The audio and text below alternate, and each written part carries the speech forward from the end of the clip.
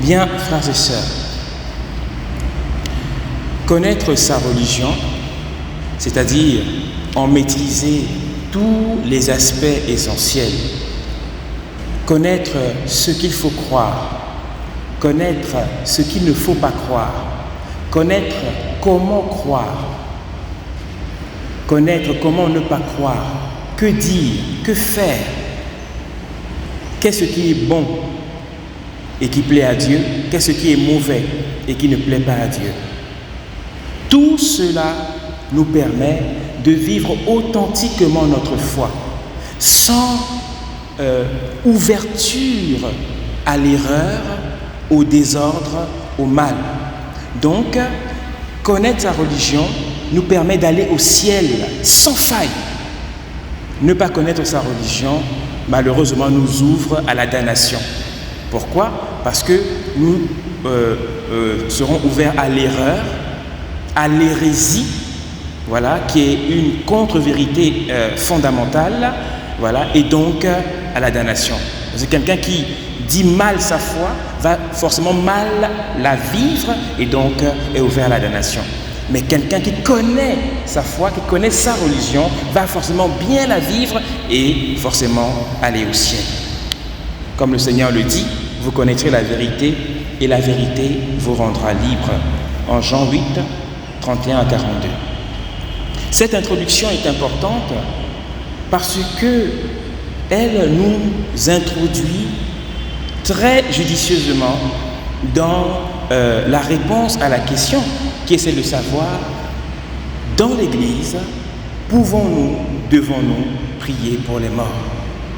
Et la raison que je vais vous donner aujourd'hui n'est pas une opinion, c'est-à-dire ce n'est pas la réponse d'une personne qui a pris sa Bible, qui l'a ouverte et qui dit ce qu'il croit être bon, qui dit ce qu'il croit être juste, selon ses émotions, selon ce qu'il pense. Non. La réponse qui est donnée aujourd'hui est une réponse d'Église. C'est une réponse de l'Église.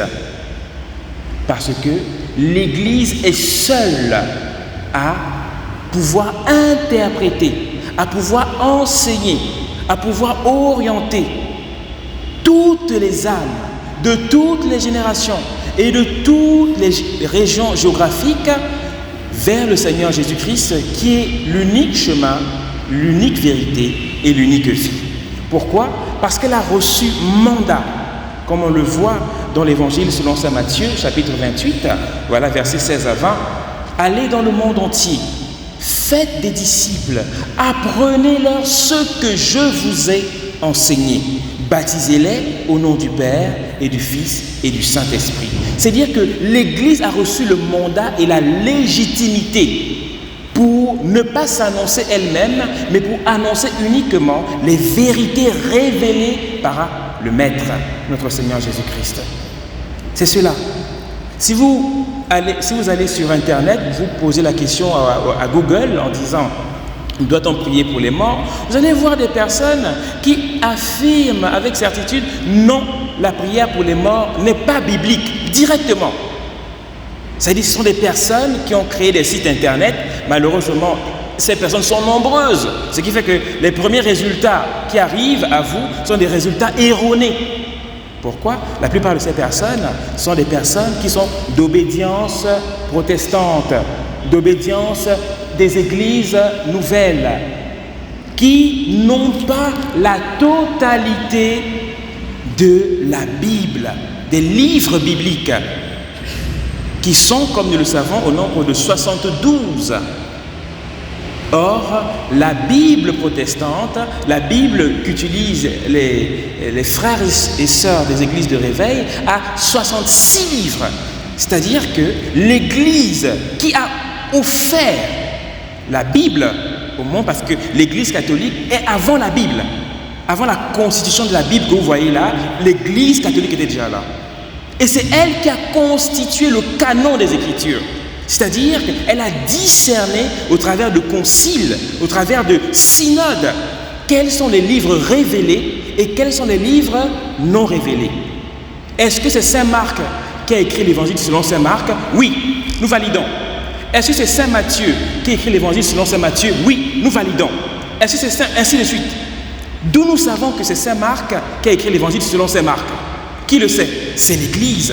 C'est ça qu'on appelle le canon des Écritures. C'est-à-dire l'approuvement, l'approbation, la validation de tout ce qu'il y a dans la Bible. C'est l'Église catholique qui a produit ce document qu'on appelle la Bible, parce qu'elle a reçu le mandat du Seigneur.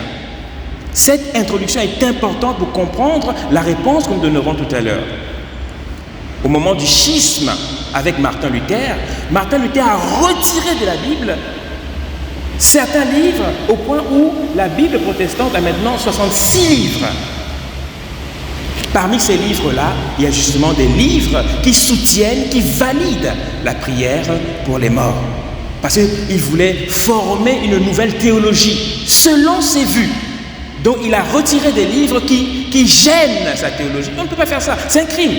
Vous ne pouvez pas, au nom de votre vision, retirer du canon des Écritures un seul livre. Un seul iota ne doit être retiré, un seul iota ne peut être ajouté. Donc tout ce qui se base sur ce qu'on appelle désormais la Biblette, parce que c'est une Bible amputée, ne peuvent pas retrouver dans la Bible la validation de la prière pour les morts. Dès que vous commencez à lire une Bible non catholique, vous êtes automatiquement ouvert à l'erreur. C'est la première base. Donc quand on commence à discuter sur la question de la prière pour les morts, on doit partir du canon complet des Écritures. Et justement, la première source que l'on peut retrouver dans la Bible est tirée du second livre des Maccabées, chapitre 12, versets 38 à 45. Second livre des Maccabées, chapitre 12, versets 38 à 45. Ce livre fait partie des livres qui ont été retirés par Martin Luther au moment de la fondation de sa nouvelle théologie.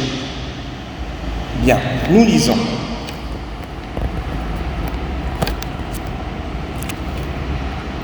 Judas, ayant ensuite rallié son armée, se rendit à la ville d'Odolam. Et le 7e jour de la semaine survenant, ils se purifièrent selon la coutume et célébrèrent le sabbat en ce lieu. Le jour suivant, on vint trouver Judas pour relever les corps de ceux qui avaient succombé et les inhumer avec leurs proches dans le tombeau de leur père. Or, ils trouvèrent sous la tunique de chacun des morts des objets consacrés aux idoles de Yamnia et que la loi interdit aux Juifs. Il fut donc évident pour tous que cela avait été la cause de leur mort. Tous donc, ayant béni la conduite du Seigneur, juge équitable qui rend manifeste les choses cachées, se mirent en prière pour demander que le péché commis fût entièrement pardonné. Puis, le valeureux Judas exhorta la troupe à se garder pur de tout péché, ayant sous les yeux ce qui était arrivé à cause de la faute de ceux qui étaient tombés. Puis, ayant fait une collecte d'environ 2000 drachmes, il l'envoya à Jérusalem afin qu'on offrît un sacrifice pour le péché, agissant fort bien et noblement d'après le concept de la résurrection. Car s'il n'avait pas espéré que les soldats tombés dussent ressusciter, il était superflu et sot de prier pour les morts. Et s'il envisageait qu'une très belle récompense est réservée à ceux qui s'endorment dans la piété, c'était là une pensée sainte et pieuse. Voilà pourquoi il fit faire ce sacrifice expiatoire pour les morts, afin qu'ils fussent délivrés de leurs péchés. L'appel du Christ. Ce texte est fondamental. Ce texte est comme un support infaillible sur l'origine, on pourrait même dire pré-ecclésiale, c'est-à-dire avant l'Église, de la prière pour les morts. C'est-à-dire que bien avant que le Christ lui-même, notre Seigneur, ait institué son Église, déjà dans le monde juif, la piété pour les morts était un fait avéré. D'où ce passage qui nous montre que, s'étant rendu compte après la bataille qu'ils ont perdu, en les portant, ils se sont rendus compte que des gris-gris étaient cachés sous les tuniques. Et du coup, sacrilège, anathème. Parce que c'était effectif que quand tu es avec le Seigneur, quand vous êtes avec Yahvé, vous ne pouvez pas perdre la guerre. Donc ils étaient dans le désarroi, ils se demandaient pourquoi on a perdu la guerre. Mais en touchant les corps et en voyant les gris-gris, ils se sont rendus compte que... donc c'est ça la cause de notre défaite.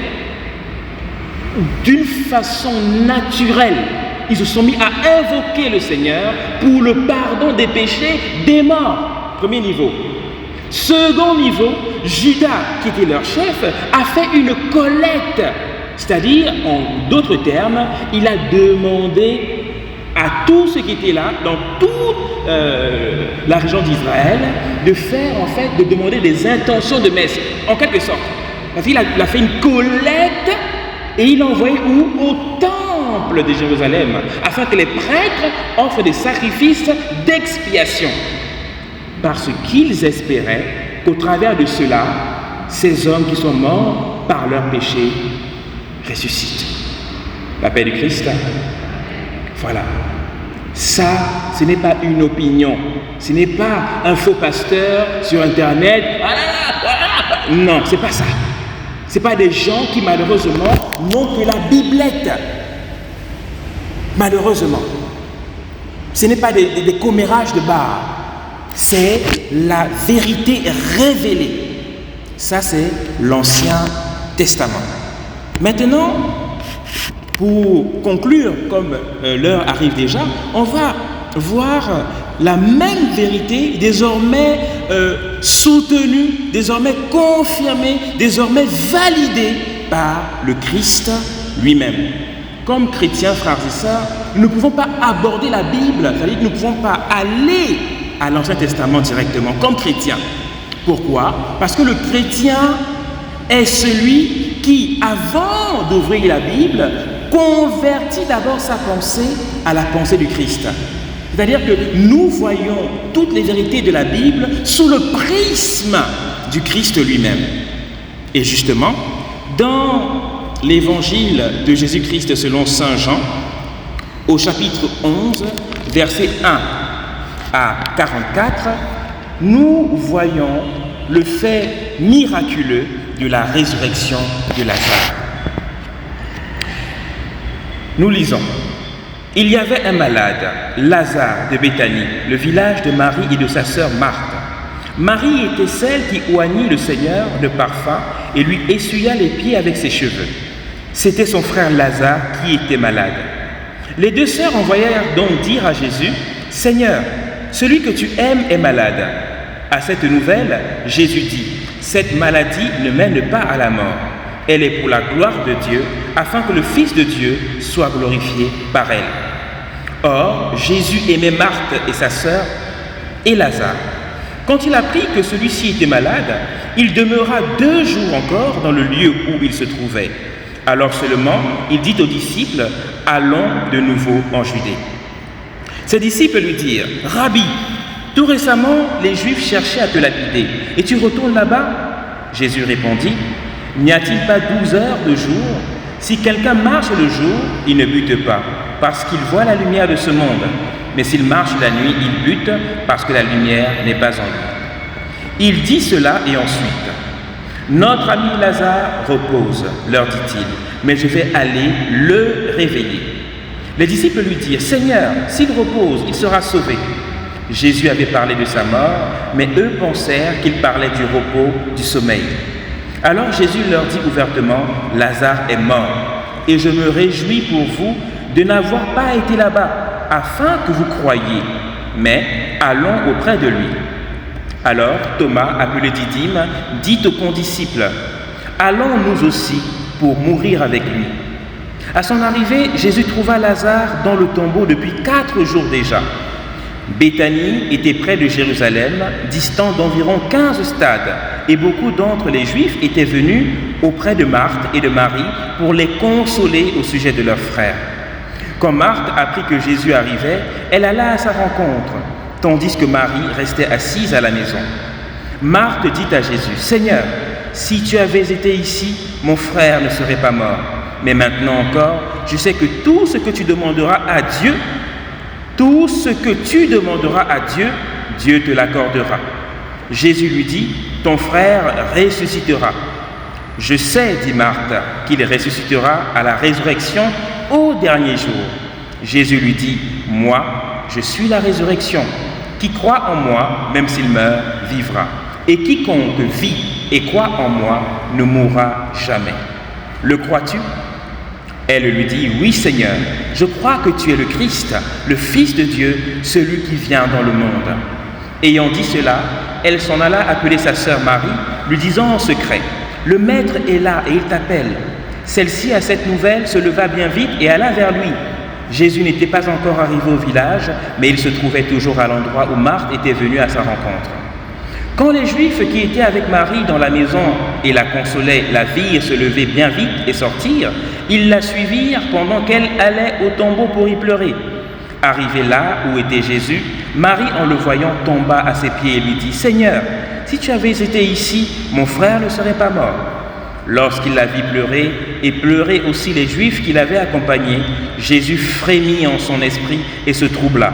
Il dit, « Où l'avez-vous mis » Ils lui dirent, « Seigneur, viens et vois. » Jésus versa des larmes. Les Juifs dirent alors, « Voyez comme il l'aimait. » Mais quelques-uns d'entre eux dirent, « Ne pouvait-il pas, lui qui a ouvert les yeux de l'aveugle, faire aussi que celui-ci ne mourût pas ?» Alors Jésus, frémissant à nouveau en lui-même, se rend au tombeau. C'était une grotte avec une pierre placée par-dessus. Jésus dit, « Enlevez la pierre. » Marthe, la sœur du mort, lui dit, « Seigneur, il sent déjà. C'est le 4e jour. » Jésus lui dit, « Ne t'ai-je pas dit que si tu crois, tu verras la gloire de Dieu ?» On enleva donc la pierre. Jésus leva les yeux et dit, « Père, je te rends grâce de m'avoir écouté. Je savais que tu m'écoutes toujours, mais c'est à cause de la foule qui m'entoure que j'ai parlé, afin qu'ils croient que tu m'as envoyé. » Cela dit, il s'écria d'une voix forte, « Lazare, viens dehors. » Le mort sortit, les pieds et les mains liés de bandelettes, et son visage était enveloppé d'un suaire. Jésus leur dit, « Déliez-le et laissez-le aller. » La paix du Christ. Vous voyez, mes frères et sœurs, le Seigneur Jésus-Christ, notre Maître, quand il s'est fait homme dans le mystère de l'incarnation, il s'est totalement fait homme, c'est-à-dire épousant complètement la condition de l'homme en toute chose, à l'exception du péché. Ce qui fait que Jésus, comme un humain, prie. C'est pour ça que dans le texte qu'on vient de lire, on voit à chaque fois ce regard tourné vers le ciel. Jésus prie son Père comme homme, parce qu'il épouse notre humanité. Il est vrai Dieu et il est aussi vrai homme. Les deux natures sont imbriquées mystérieusement dans sa personne. C'est ce qu'on appelle le mystère de la double nature du Christ, vrai Dieu, Christ, vrai homme. Là n'est pas la question d'aujourd'hui. Ce qui nous intéresse dans ce passage, mes frères et sœurs, c'est le fait que Jésus prie. Le texte précise à plusieurs reprises que Lazare est mort depuis 4 jours déjà. Il sent déjà. C'est que c'est un vrai mort. Ce n'est pas quelqu'un dans le coma. C'est quelqu'un qui est vraiment mort et qui commence à pourrir même déjà. Mais Jésus s'adresse au Père dans cette vie pour quelqu'un qui est déjà mort. C'est-à-dire que Jésus lui-même prie pour les morts. Il prie pour le mort Lazare en s'adressant à son Père. Ça, c'est fondamental dans ce texte-là. C'est-à-dire que pour le chrétien, croire en tout ce que Jésus a dit, croire en tout ce que Jésus a fait est fondamental. S'il y a une chose que Jésus a dite, une chose que Jésus a faite, en laquelle, comme chrétien, on ne croit pas, c'est qu'on n'est pas vraiment chrétien. C'est que nous sommes des chrétiens des morceaux choisis. C'est-à-dire, on voit Jésus, on picore ce qui nous plaît. On prend, ça ne me plaît pas, voilà. Or, nous devons tout prendre prendre le Christ ou ne pas prendre le Christ. Or ici, Jésus-Christ qui assume notre humanité prie son Père pour que Lazare ressuscite. Et nous savons que la prière du Christ est efficace. Pourquoi? Parce que quand il a fini de prier son Père, il ordonne aux morts, Lazare, sort. Et Lazare sort vraiment. Tout ceci, mes frères et sœurs, pour dire quoi? Pour dire que la prière pour les morts est non seulement pas une prière inventée par les hommes. 2, ce n'est pas une prière même qui naît de l'Église en tant qu'institution du Christ. C'est un bien humain. C'est-à-dire que avant l'Église, des hommes ont commencé à épouser, à être inspirés d'honorer les morts et de prier pour le repos de leurs âmes. Et 3, la prière pour les morts est une vérité révélée par le Christ lui-même, parce que lui-même, comme humain, ici dans notre monde, a prié pour Lazare, un mort, et sa prière a été exaucée. Désormais, si un faux pasteur, quelqu'un, un chrétien, une chrétienne, un frère, une sœur, vient discuter la prière pour les morts, raisonnez avec lui, tout comme, durant cet enseignement, nous avons raisonné avec vous. Partez d'abord du canon des Écritures. Mon frère, quelle Bible as-tu? Ah, moi j'ai la Bible Louis II. Ah, mon frère, la Bible Louis II est une Bible qui a été amputée. Parce que c'est l'Église qui fixe le canon. Remets d'abord tous les livres de la Bible, après on discute. C'est difficile. S'il ne veut pas passer par les différentes étapes de votre argumentation, ce n'est pas la peine. C'est qu'il ne veut pas la vérité et il ne veut donc pas être libre, comme le Seigneur nous le dit. Après avoir reconstitué la Bible, second mouvement, Ancien Testament, deuxième livre des Maccabées, on confirme. Second mouvement, Nouveau Testament, Évangile de Jésus-Christ selon Saint Jean, on confirme. Et enfin, vous déclarez valide, selon la parole révélée, selon la révélation du Christ, la prière pour les morts. Voilà mes frères et sœurs. Donc, durant ce mois de novembre consacré à la prière pour les morts, ne doutons pas. Ne nous mettons pas à penser, à donner des opinions. Non, ce n'est pas le but. Mais conformons-nous à l'enseignement de l'Église qui elle-même ne donne pas ses opinions, mais elle se réfère infailliblement à l'unique enseignement du Christ, lui qui est le chemin, la vérité et la vie. Que le Seigneur nous accorde de rester dans cette vérité pour que nous aussi un jour nous soyons sauvés. La paix du Christ